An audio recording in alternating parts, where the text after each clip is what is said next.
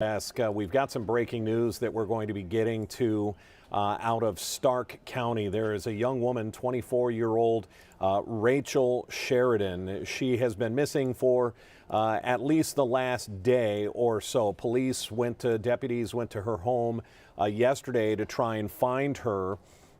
She was not there, but as they're investigating, they see her Jeep, or a Jeep that's associated with her, and in it was her boyfriend, and that's the man you see there on your left, Sean Go. That is Rachel on the right. The police deputies, they pursue Sean in that Jeep. He bails and starts running. They use canines, but they can't catch him. He gets away. So he is wanted in connection with this. And we're about to get our first real update from the Stark County Sheriff's Department. You see the sheriff and his deputies there about to give us really our first details as far as how long has she been missing, what led them to their home yesterday in Plain Township, and where does it stand right now? Where is Sean Go?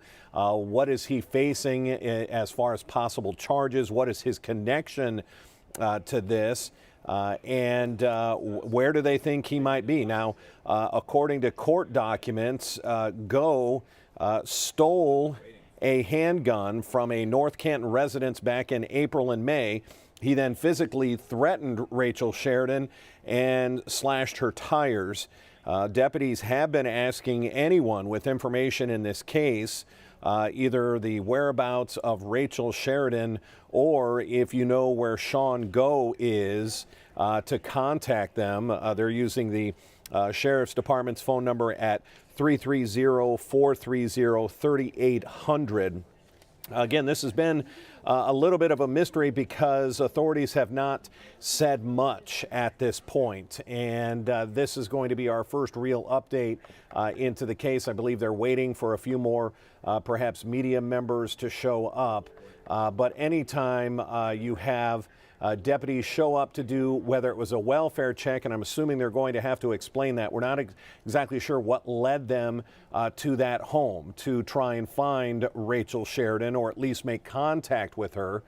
And when they get to that house, she is not there. And that's when they see, they described it as a maroon Jeep Liberty, and they think that is her car. It's registered to Rachel. And they believe when they see that car driving that it is her boyfriend, Sean Go, who is driving it. They try and get that vehicle stopped. They do, in fact, get it stopped, but he takes off running. Deputies, the canine units, they pursued, they took off after Sean Go, but he does manage to get away. So where does this case stand at this point? And again, I want to keep putting up Sean Go's picture because he could be anywhere really in Stark County. This was yesterday afternoon at about 12:30 in the afternoon that they showed up to the Orcharddale Drive Northwest. And that was the first attempt to try and reach Rachel. Looks like the sheriff's about ready, so let's take you there live. My name's George Meyer. I'm the Stark County Sheriff, and we wanted to do a media update on what started out as a missing person case yesterday afternoon. Let me first say that if there's something that you ask me, we'll take some questions at the end. If there's something that you ask me that I can't answer, it's not because I don't want to answer, it's because I either don't know at my level yet, or it's something that I can't release as related to the investigation, okay? We'll get started. On Tuesday, July 2nd at approximately 12:30 in the afternoon, the Stark County Sheriff's Office received a call in which Rachel Sheridan was reported missing by her mother, Lisa. Deputies responded to the residence at the 4100 block of Orcharddale Drive Northwest in Plain Township for a welfare check and found the apartment to be empty with the door open. Deputy discovered areas of the apartment to be suspicious and proceeded to obtain a search warrant of the residence in connection with the disappearance of Rachel Sheridan. While waiting on that search warrant to be executed, deputies observed a vehicle in the area of 38th Street and Guilford Northwest that they believe belonged to our missing person.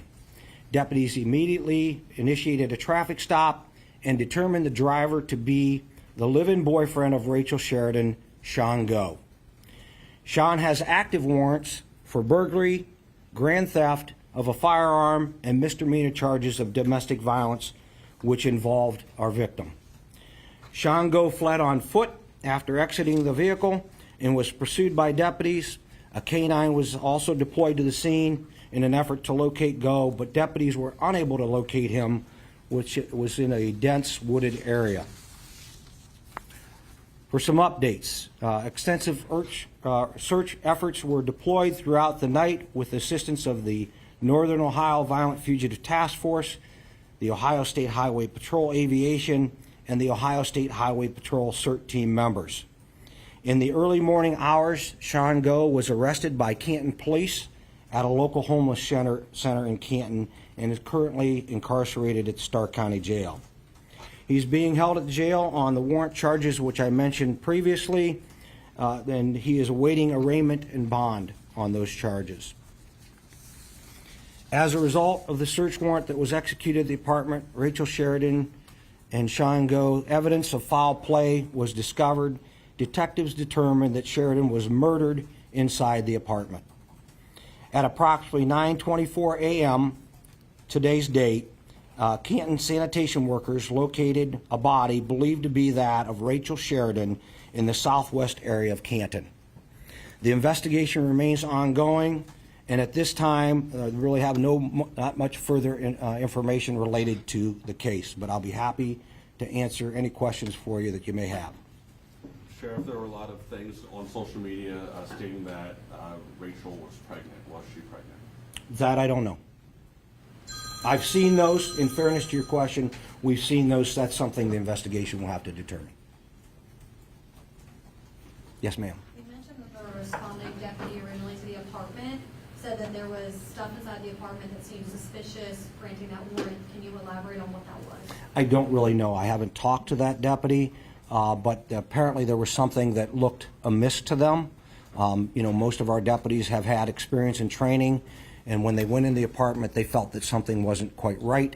When they determined that nobody was at the apartment, they then determined to get a search warrant so they could investigate further. The further investigation, as I said, revealed that we believe there was a homicide that occurred in that apartment. Sheriff, I know that domestic violence, previous domestic violence, and other charges. Other than those, do you know, have you had any previous calls to that residence, anything? I believe there were previous calls both from him and her, and there appears to be some cycle of domestic violence there. There was an active warrant for him for domestic violence. I think that occurred sometime in May. Apparently he did not show up for court on that, and so there was an active warrant on that case. And that did involve our victim. Sheriff, do you know specifically where she was found? We've heard rumors that it was at Mother Goose Land in Canton. Yeah, I think it was in that area. I don't know specifically. I was not there, and I did not respond, so I think it was in that area. Has the coroner given you any indication as to cause of death? Not yet. Manner of death? I mean, it's pretty early. That we just discovered, the victim's body, and really just kind of made a preliminary identification within the last hour and a half. So no, we don't have that Will yet. Stark County be handling? Absolutely, yes, ma'am.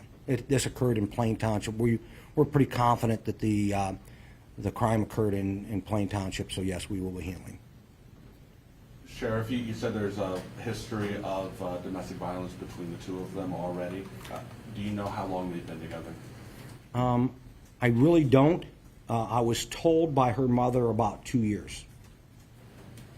There was a lot of interest for this young woman, and a lot of folks, looking for her and upset or touched by the story. A message for the community, for her family today. I'm sorry, I'm not sure. Do you I have a message for? Oh, absolutely. First of all, we want to thank our community for reaching out, both on social media. We've received a number of calls, people asking to help. And quite frankly, in the early morning hours, we were preparing for search parties to search certain areas. We had targeted areas that we wanted to search, whether it be fortunate or unfortunate. We had the the sanitation engineers call us and say they discovered a body in that southwest area. So, you know, but we thank the community for their interest. Our heart goes out to the community, the family, for this loss, another tragic death that certainly is unfortunate to our community, and what we like to think is somewhat preventable. You know, domestic violence is a horrible cycle, and folks that are caught in that cycle need to know that there is help out there.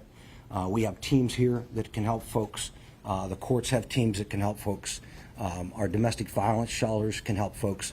And so my message to the community is, if you yourself find yourself in a domestic violence situation, reach out to us or somebody in the community for help. Sheriff, Sheridan's mom made the 911 call, or made the initial call for assistance. Do you know if that call was made from Sheridan's residence there in Plain Township? I don't know that. She did arrive at the apartment when we arrived to check for the welfare of Jacqueline initially, but I don't know that she called from there, okay? And it was not, just to be clear, it was not a 911 call.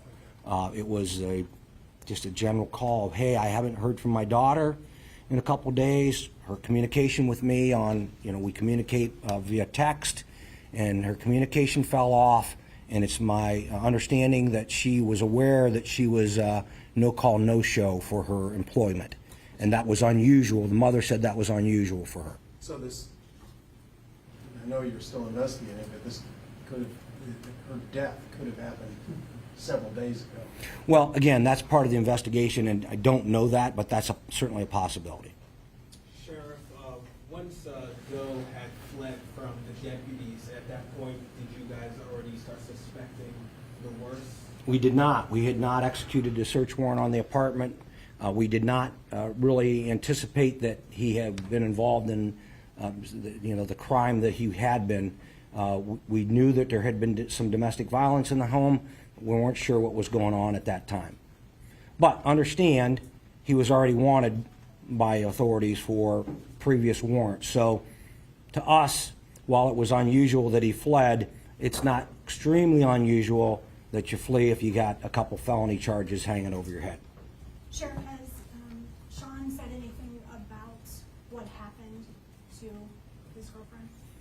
I'm sorry, could you Has Sean made any comments to investigators about what happened? He has not.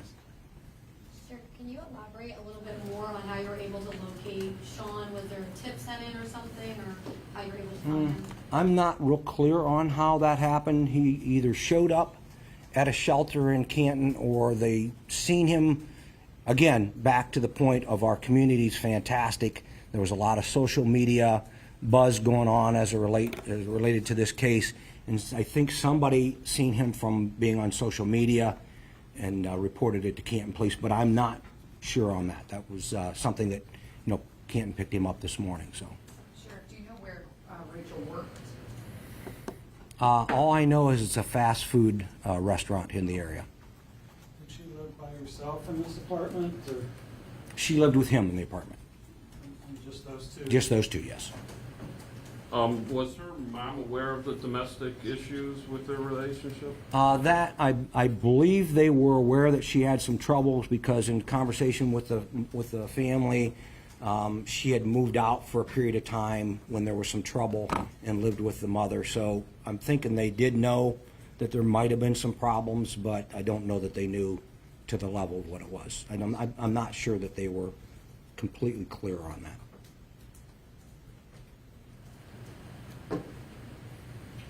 Well, thank you all for coming in and with your interest in this story, and a special thanks to our community for their diligence throughout the night and giving us tips and helping us with this case. Appreciate y'all. Dan DeRose with 19 News. Very sad update to a case that's really been unfolding in the public's eyes over the last 24 to 48 hours, but clearly has been an issue for the last couple of days at least. And this very sad update. Rachel Sheridan, her body has been found this morning, according to the Sheriff's Department, about 10 o'clock by sanitation workers on the southwest side of Canton.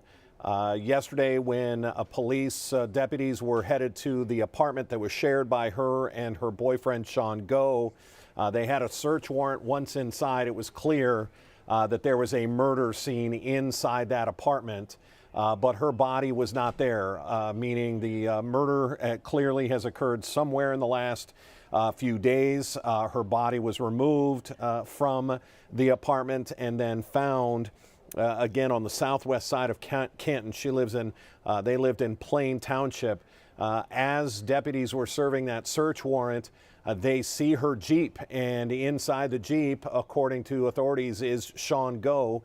They chase that vehicle. He stops, runs on foot, and gets away. He was found and captured this morning at a Canton shelter, some sort of shelter. Someone recognized him, called authorities, and he was picked up by police.